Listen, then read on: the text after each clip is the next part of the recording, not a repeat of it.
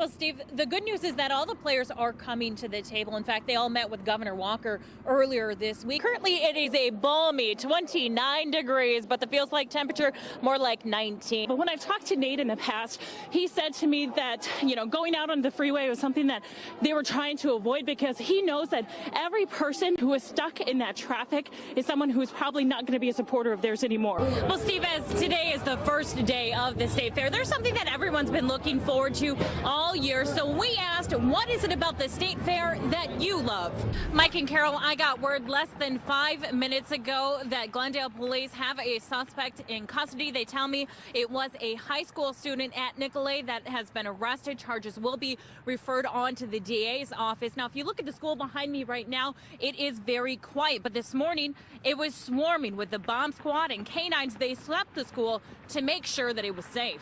Yeah, the rush was on today. Everyone was trying to buy 1, 2, or more of these, trying to make their dreams come true because, well, someone has to win, right? Here he sits in his apartment with just a scratch on his head that didn't even need stitches. I was just pedaling along, thinking about having some pea soup, and next thing I know, I'm in somebody's car. It was just about 8:30 Saturday night, and Gove just finished his paper route. He didn't hear the car coming up behind him, and even though Gove was wearing the safety vest, the driver hit him. Gove blacked out for a moment after the impact, and when he woke up, he was inside the car. I said, "Hello, you just hit me with your car on my bicycle." He didn't say anything. He explains the 20-year-old Manitowoc man kept driving and parked a few blocks later. The driver then got out of the car and locked the doors from the outside. And he looked in and he said, "Well, who are you? What are you doing in my car?"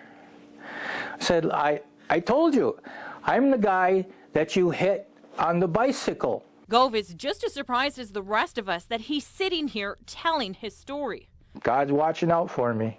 Thankful as he is, he doesn't hate the driver who hit him. No ill will towards him at all? No, not at all. No, I don't feel any ill will toward him. Gove tells me he feels extremely lucky, and now he's in the search for a new bike so he can continue doing his paper delivery route. In Manitowoc, Lacey Crisp, today's TMJ4. Crystal Lauer is at an area hospital recovering tonight. Her daughter tells me her mom has 2 angels watching out for her, Officer Gonzalez and her dog. Thank you. Oh, yeah.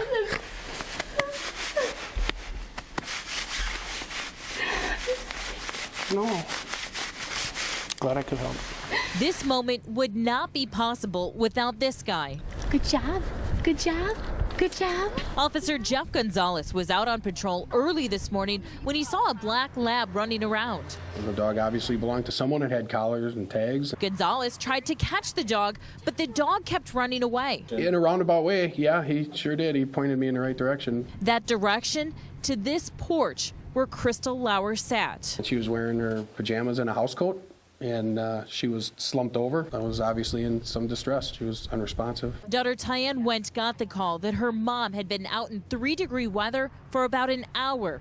They thought that she was dead, so it's hard. But thanks to Man's best friend and Officer Gonzalez working together, It was a miracle. they were able to get Crystal to a hospital for help.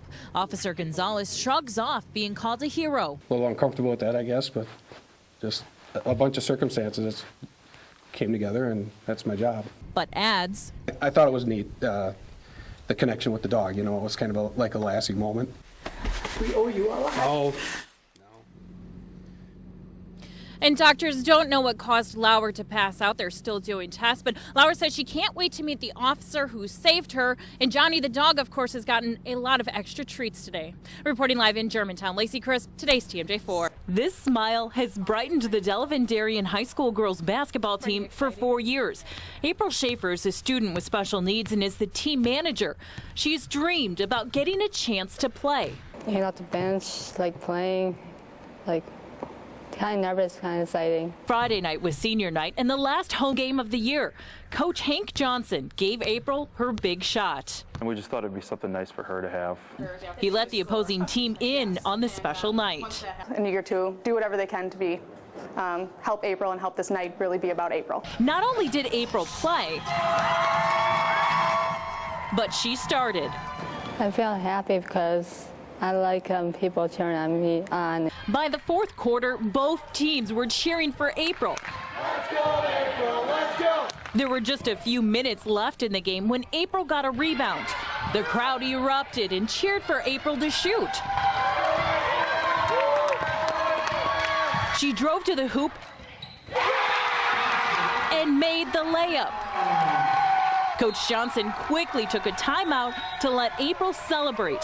Both crowds gave her a standing ovation. It was pretty special. It was hard to keep the emotions in. As play continued, you see a Burlington player give April a handshake and support April won't soon forget. I want to say thank you to the Burlington girls being so respectful for me.